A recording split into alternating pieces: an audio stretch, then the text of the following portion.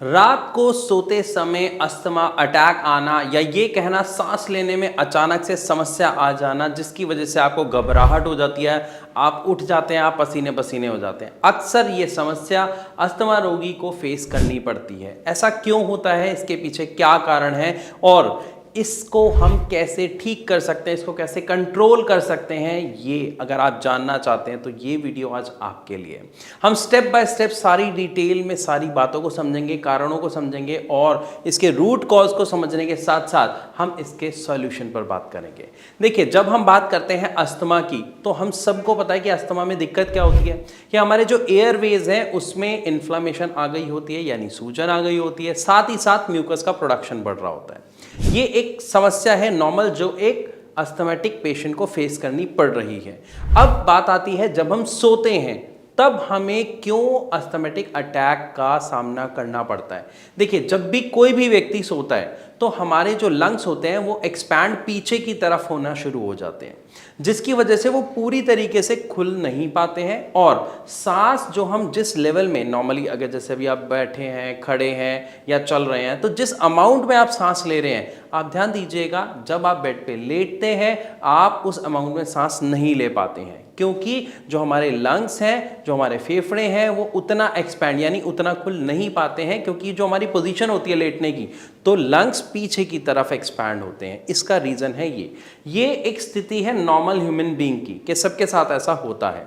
लेकिन यहाँ पर जब हम बात करते हैं एक अस्थमा रोगी की तो ऑलरेडी प्रॉब्लम है किसमें, आपको अपने एयरवेज में, क्योंकि वो संकुचित हो गया है, यानी वहाँ पर सांस लेने की जो नली है, जो जगह है, वहाँ पर कम बच रही है क्योंकि इन्फ्लामेशन की वजह से। साथ ही साथ म्यूकस की भी लेयर आ गई है इसकी वजह से।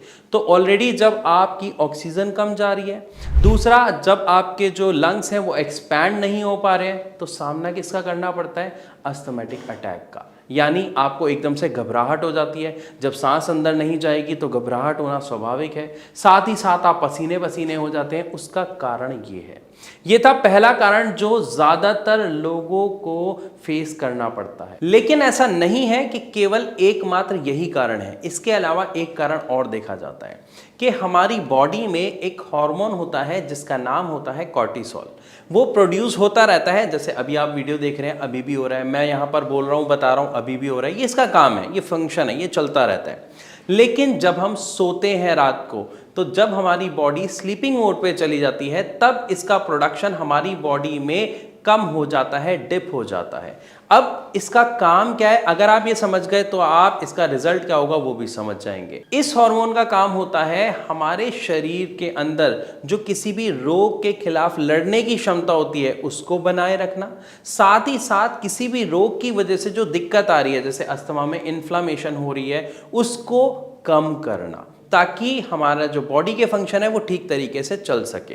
तो जब तक आप देखेंगे कि आप बैठे हुए हैं, आप चल रहे हैं, आप बात कर रहे हैं, तो दिन में आप आसानी से सांस ले पाते हैं, अपने रोज़मर्रा के काम कर पाते हैं। लेकिन जब आप सो रहे हैं तो ऑलरेडी आपको समस्या है अस्थमा की, यानी आपका इन्फ्लामेशन हुआ है आपके एयरवेज में, और जो हार्मोन आपको आपकी इस प्रॉब्लम से बचाने में हेल्प कर रहा था, जैसे ही उसमें डिप आता है तो वहां पर अचानक से समस्या बढ़ जाती है और आपको रात को अस्थमेटिक अटैक का सामना करना पड़ता है। अचानक से आप देखेंगे खांसी काफ़ी उठने लग गई, क्योंकि खांसी कब उठती है, जब प्रॉपर एयर हमारे लंग्स में नहीं जा रही है और लंग्स से हमारे ब्लड में नहीं मिल रही है तो हमें खांसी उठती है। इसलिए हम देखते हैं रात को अचानक से बहुत ज़ोर से खांसी उठनी शुरू हो जाती है, सांस लेने में दिक्कत का सामना करना पड़ता है। वो इस कॉर्टिसोल के हार्मोन के अंदर आए डिप की वजह से होता है। लेकिन जैसे ही आप उठ जाते हैं, आप थोड़ा सा सांस लेते हैं, बैठते हैं, खांसी करते हैं, हल्का सा पानी पीते हैं, तो हम क्या देखते हैं कि हम रिलैक्स हो जाते हैं और हमारी वो खांसी भी लगभग नॉर्मलाइज हो जाती है। ऐसा ही होता है ना, क्यों? क्योंकि वो जो कॉर्टिसोल का प्रोसेस है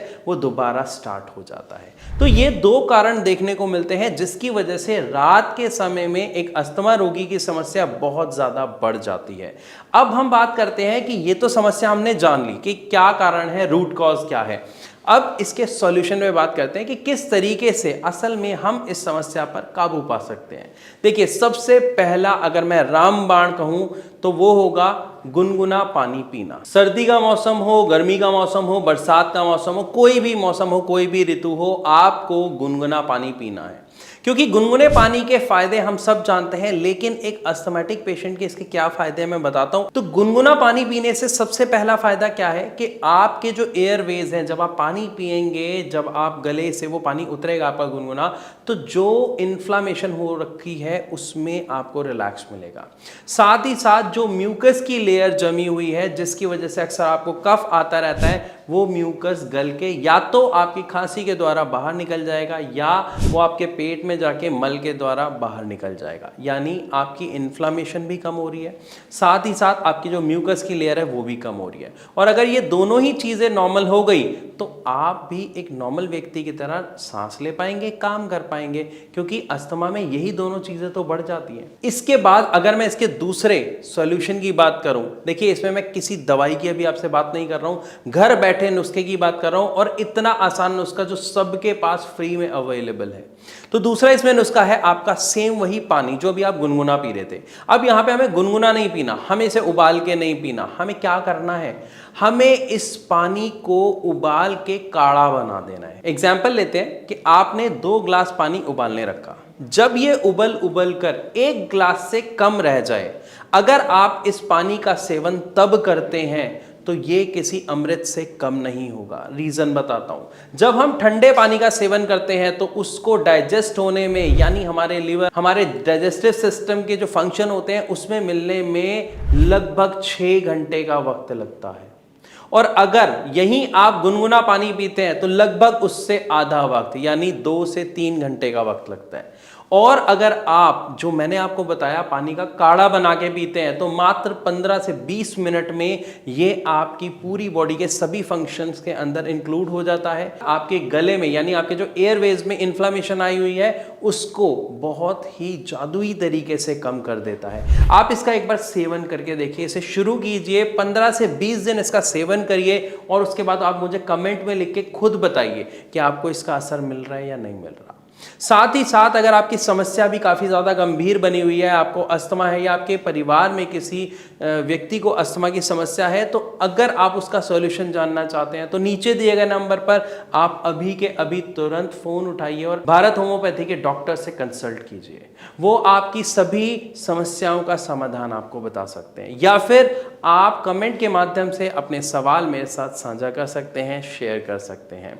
मैं आशा करता हूँ इस वीडियो के माध्यम से आपको जो जानकारी मैंने दी वो आपके लिए लाभकारी सिद्ध होगी।